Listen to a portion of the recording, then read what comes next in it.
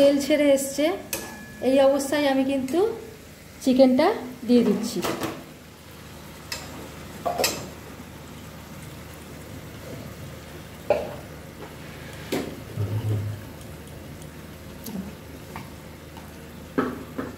চিকেনটা দিয়ে দিলাম। এবার আমি একটু পরে ফিরে আসছি। এখন আমি চিকেনের একটা আইটেম করব, তো তার জন্য আমি পোস্ত ভিজিয়েছি এখানে, আর পোস্তর অর্ধেক কাজু ভিজিয়েছি। এই দুটো আমি একসাথে বেটে নেব, তারপরে দেখাচ্ছি কি করছি। এখানে আমি প্রায় 400 গ্রাম মতো চিকেন নিয়ে নিয়েছি। এটা আমি একটু ম্যারিনেট করছি প্লেন জিনিস দিয়ে, একদম ঘরোয়া কিন্তু রেস্টুরেন্টের স্টাইলের খাওয়া হবে। এটা আমি দই দিয়ে দিচ্ছি। দইটা আমি 10 ভাগ দই এখন দেব, বেশিরভাগ দইটা আমি গ্রেভিতে দেব। আর বেশি কিছু দিচ্ছি না, দিয়ে দিচ্ছি একটু গোলমরিচ গুঁড়ো। ঠিক আছে, একটু গোলমরিচ গুঁড়ো আর দই দিয়ে আমি এটা একটু ম্যারিনেট করে রাখছি। বেশিক্ষণ ম্যারিনেট করতে হবে না। আর আমি কড়া বসিয়ে দিয়েছি, সেখানে না আমি একটু ধনে গুঁড়ো শুকনো খোলায় ভেজে নেব। ব্যাস, আমার চিকেন ম্যারিনেট করা হয়ে গেছে। আর কিছু আমার দরকার নেই। খুব সিম্পল, কিন্তু একটু ভালো জিনিস দিয়ে, ঘরোয়া জিনিস দিয়ে যেহেতু করা হয়, খেতে অসাধারণ হবে। ঠিক আছে, এবার আমি দেখাচ্ছি। কড়া বসিয়ে দিয়েছি, কড়া গরম হয়ে গেছে। আমি কিন্তু এতে একটু ধনে গুঁড়ো ভেজে নেব, শুধু ধনে গুঁড়ো, কারণ বাকিগুলো না আমার শুকনো খোলায় ভাজা রয়েছে। বাকি যেগুলো লাগবে সেগুলো আমার আছে, সেই জন্য আর কিছু ভাজবো না। এটা একটু ভেজে নিয়ে তারপরে দেখাচ্ছি। এবার আমি কড়াতে দিয়ে দেবো রিফাইন্ড অয়েল। একটু রিফাইন্ড অয়েল দিয়ে দিচ্ছি, 5 চামচ মতো রিফাইন্ড অয়েল দিয়ে দিলাম। তার সাথে দিয়ে দেবো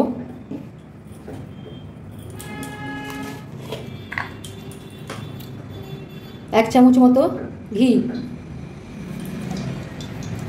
খুব ইজি রান্না, চটপট হয়ে যায়, কিন্তু এটা বেশ রিলিশ করে খাওয়া বা ধরুন একটু উৎসবের দিনে খাওয়া, এগুলো করা যেতে পারে।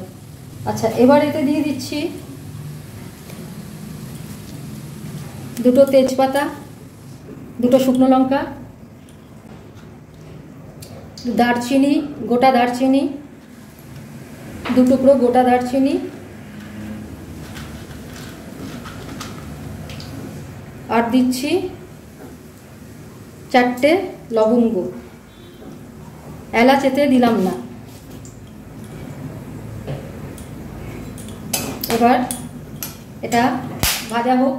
আচ্ছা, লঙ্কাটা যাতে কালো না হয় সেই জন্য এর মধ্যে আমি এবার দিয়ে দিচ্ছি পেঁয়াজ রসুন বাটা। পেঁয়াজ রসুন বাটা কেউ ইচ্ছা করলে মিহি পেস্ট করতে পারেন, আমি মিহি পেস্ট করি না, একটু খিচখিচে রেখেছি।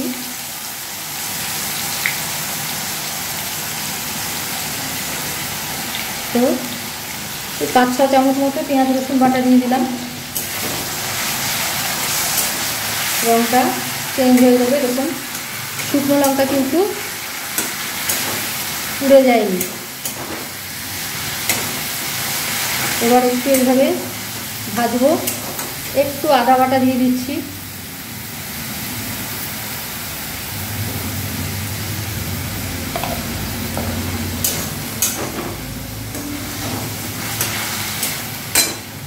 আঁচটা একটু বাড়িয়ে নিচ্ছি।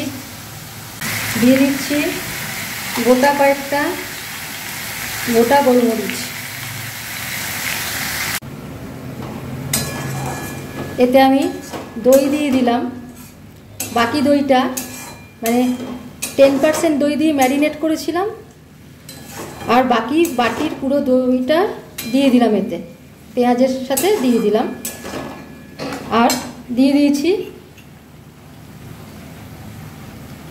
একটুখানি দিয়ে দিচ্ছি ধনে ভাজা গুঁড়ো, যেটা আমি এখনই ভাজলাম সেইটা দিয়ে দিলাম। তেল ছেড়ে এসছে, এই অবস্থায় আমি কিন্তু চিকেনটা দিয়ে দিচ্ছি।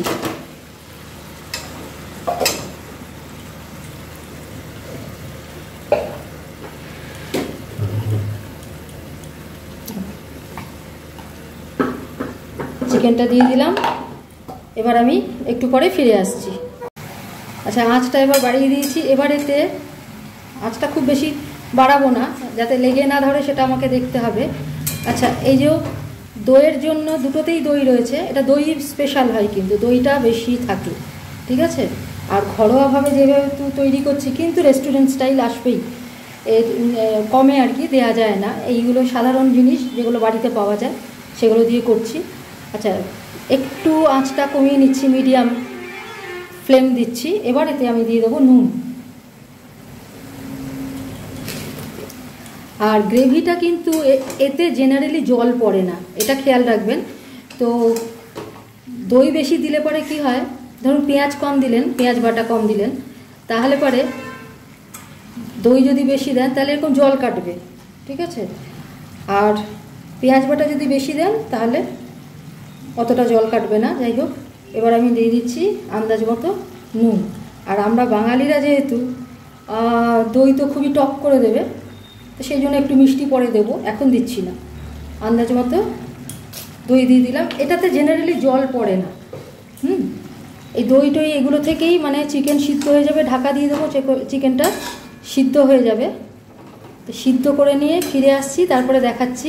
এছাড়া কিন্তু লাগবে আমার জায়ফল জয়িত্রী গুঁড়ো, তার সাথে গোলমরিচ গুঁড়ো, ধনে গুঁড়ো তো করে রেখেছি, এইগুলো সব লাগবে, ঠিক আছে।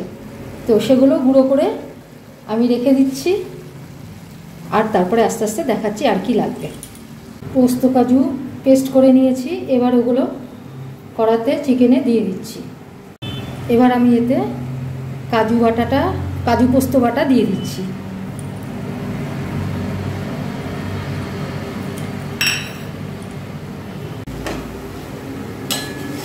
এটা ধোয়া জলটা দেবো আমি, জার ধোয়া জলটা এতে দেবো, তা নাহলে গ্রেভি হচ্ছে না, কিন্তু গ্রেভি দিতেই হবে এতে। তো আমি জারটা ধুয়ে নিয়ে দিয়ে দিচ্ছি জল, মানে জল আলাদা করে দেওয়া হবে না। যদি দইয়ের পরিমাণ আরও বেশি দিতাম তাহলে দই থেকেই জল অনেকটা বেরিয়ে যেত। আমি দই খুব বেশি দিইনি।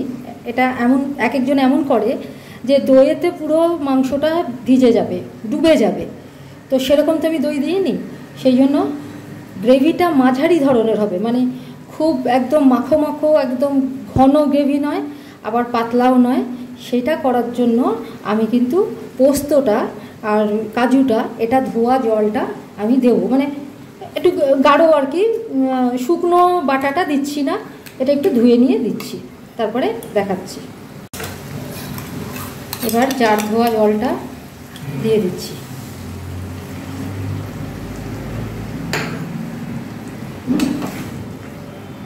এর থেকে চিকেন থেকেও তেল বেরোবে, পোস্ত কাজু এগুলো থেকেও তেল বেরোবে, সিদ্ধ হয়ে যাবে ভালো মতো।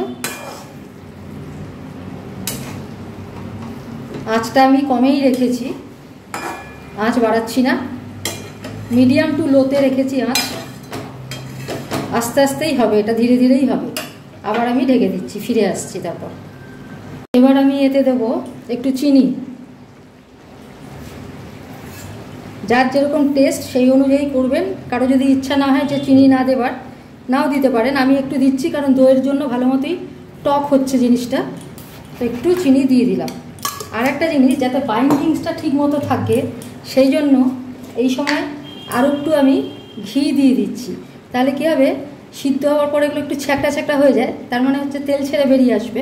তো তেল ছেড়ে বেরিয়ে এলে সেটা তো খুবই সুন্দর, তার মানে ভাজা হয়েছে, সেটা তো করবই।